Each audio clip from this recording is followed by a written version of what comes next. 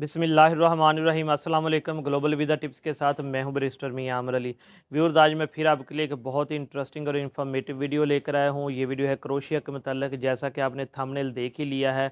Crochet के work वीज़े के बारे में बात करेंगे, डिटेल से बताऊँगा कि किस तरह से आप पाकिस्तान से क्रोशिया का वर्क वीज़ा हासिल कर सकते हैं। इस वक्त वहाँ जॉब की क्या कंडीशन है, कितने लोग अप्लाई कर रहे हैं और किस किस कैटेगरीज में जॉब मौजूद हैं।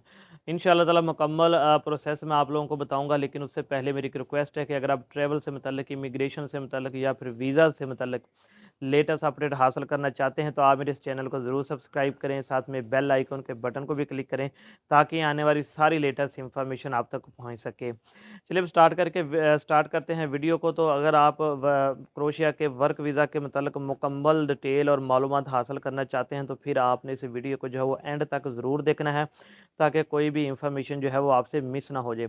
इसके अलावा एक और चीज़ बताता चलूँ कि वीडियो को मुकम्मल देखने के बाद जो है वो फिर आप मुझे व्हाट्सएप पर जो है वो, अगर आपके ज़हन में मज़ीद कोई सवाल रह जाए तो फिर आप मुझे व्हाट्सएप पर या कमेंट सेक्शन में पूछ सकते हैं।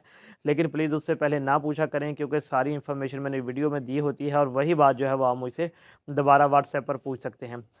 अच्छा जी, क्रोशिया देखें कि जैसा आप भी जानते हैं कि 2023 में जो है वो उसको शेंजन में जो है वो शामिल कर लिया गया है। उससे पहले वो शेंजन में नहीं था। लेकिन शेंजन में आने के बाद बहुत से लोगों का रुझान जो है वो क्रोशिया की तरफ हो गया है। अगर पहले बात करें टूरिस्ट के वीज़ा के हवाले से, तो पहले बहुत से लोग जो हैं वो टूरिस्ट के हवाले से भी क्रोशिया जा रहे हैं। अगर आप 2023 का डाटा चेक करें तो क्रोशिया वाहिद कंट्री है जहां पर सबसे ज़्यादा 2023 में टूरिस्ट गए हैं। लेकिन चूंकि आज का हमारा मेन टॉपिक है क्रोशिया वर्क वीज़े के बारे में, तो मैं उसी के मतलब ज़्यादा डिटेल दूंगा। सबसे पहले तो मैं आपको बताता चलूँ किस किस सेक्टर में, किस किस कैटेगरीज में वहाँ पर जॉब मौजूद हैं।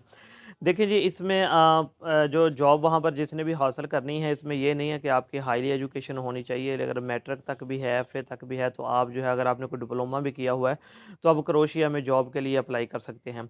इस वक्त अगर पहले मैं कैटेगरी बताने से पहले एक चीज़ बताऊँ, इस वक्त वहाँ पर डिमांड अगर 10 या 12 लोगों की है, लेकिन उसके लिए अप्लाई जो है वो 2 से 3 लोग कर रहे हैं, क्योंकि ज़्यादा लोगों को इसका पता ही नहीं है कि क्रोशिया में इस वक्त बहुत सी जॉब्स जो हैं वो अवेलेबल हैं। आप खुद भी इस बारे में सर्च कर सकते हैं, तो आपके सामने गूगल में लिस्ट पूरी आ जाएगी कि बहुत सी जॉब जो अवेलेबल हैं, जहाँ पे लोग जो हैं बहुत कम अप्लाई कर रहे हैं। तो इसलिए ये आपके पास बहुत ही अच्छा मौका है कि आप जॉब अप्लाई करें और इंशाल्लाह ताला फ़ौरन जो है वहाँ से आपको रिस्पॉन्स आ जाएगा। कैटेगरीज़ की बात करने लगा तो देखिए, सबसे ज़्यादा जो जॉब इस वक्त अवेलेबल है वो कंस्ट्रक्शन में है। कंस्ट्रक्शन में बहुत ज़्यादा जॉब्स अवेलेबल हैं। आगे कंस्ट्रक्शन की मुख्तलिफ कैटेगरीज़ हैं, जैसे कोई एक प्लम्बर भी है, वो उसकी भी इसी कैटेगरीज़ में आती है। इसके अलावा कोई टाइल लगाने वाला है, ईंट लगाने वाला है, मजदूरी करने वाला है, तो ये सारे काम जो है वो कंस्ट्रक्शन के अंदर आते हैं। तो इस सेक्टर में बहुत ज़्यादा जॉब्स अवेलेबल हैं। इसके बाद अगर आपके पास कोई हुनर है, अगर आप कुछ वेल्डर हैं या आपको कोई और सेंट्री का आपने काम सीखा हुआ है या किसी और चीज़ का सीखा हुआ है, तो उन लोगों की भी बहुत ज़्यादा डिमांड है इस वक्त क्रोशिया के अंदर।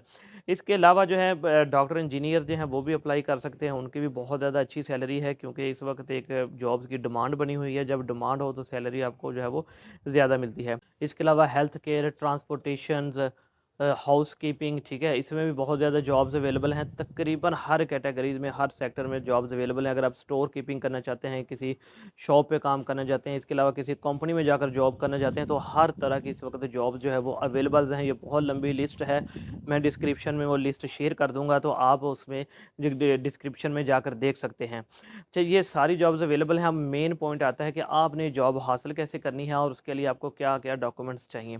अब बात करते हैं जी, आपने क्रोशिया में जॉब कैसे हासिल करनी है और किस तरह से आपका वर्क वीज़ा जो आपको मिलेगा, जो कि मेन हमारा इस वीडियो को बनाने का मकसद है। देखिए जी, सबसे पहले तो आपने कुछ डॉक्यूमेंट्स जो हैं वो आपने स्कैन करके अपने कंप्यूटर या लैपटॉप में रख लेने हैं, जिसके अंदर है आपका पासपोर्ट, ठीक है। उसके बाद आ जाएगी आपकी सीवी, जो कि यूरोपियन स्टाइल में होनी चाहिए। फिर साथ में आएगा आपका कवर लेटर और उसके साथ आएगा आपका एक्सपीरियंस लेटर।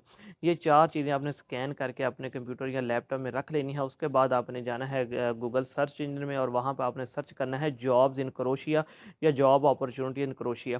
तो आपके सामने एक बहुत लंबी लिस्ट जो है वो जॉब की खुल जाएगी। आप वहाँ पर अपनी जो आप जिस कैटेगरी में आप जॉब सेलेक्ट करना चाहते हैं, आप वो भी साथ लिख सकते हैं और वहाँ पर जाकर आपने डायरेक्टली जाकर जॉब अप्लाई करनी है।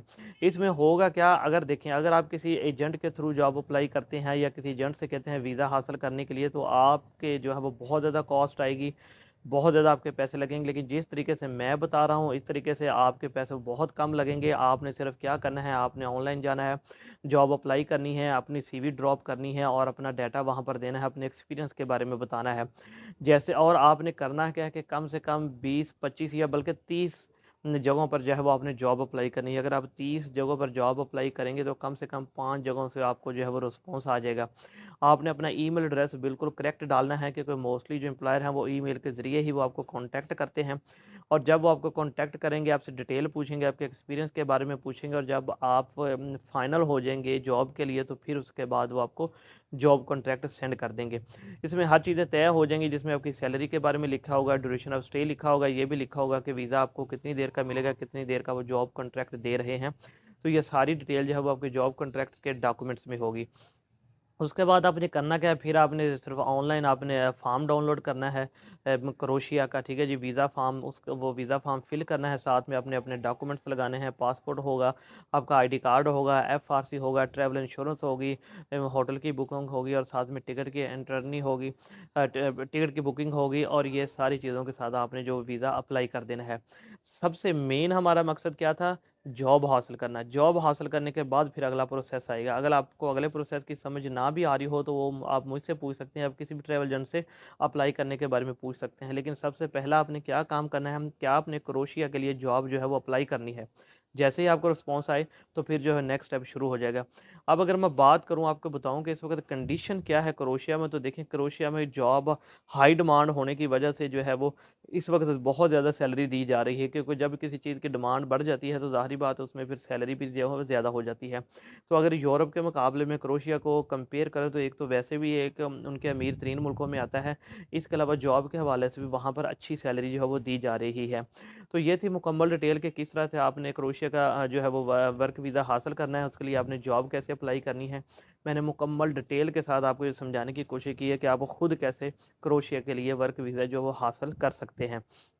मैं उम्मीद करता हूँ आपको ये वीडियो पसंद आई होगी। इसके बाद मैं एक और बात ऐड करना चाहता हूँ कि आप जिस वीज़ा पर जिस भी कंट्री जाएँ, आप जो है वो अपने वीज़े को अच्छे तरीके से यूटिलाइज़ करें। ये ना हो कि आप विज़िट पर जाएँ और वहाँ पर काम करना स्टार्ट कर दें। ठीक है? आपने ऐसा बिल्कुल भी नहीं करना। आपने अगर काम के सिलसिले में जाना है तो आपने वर्क वीज़ा हासिल करने के बाद ही जाना है, आपने वैसे सफ़र नहीं करना। इसके अलावा आपने लीगल तरीके से जाना है, आपने इल्लीगल तरीका इस्तेमाल नहीं करना।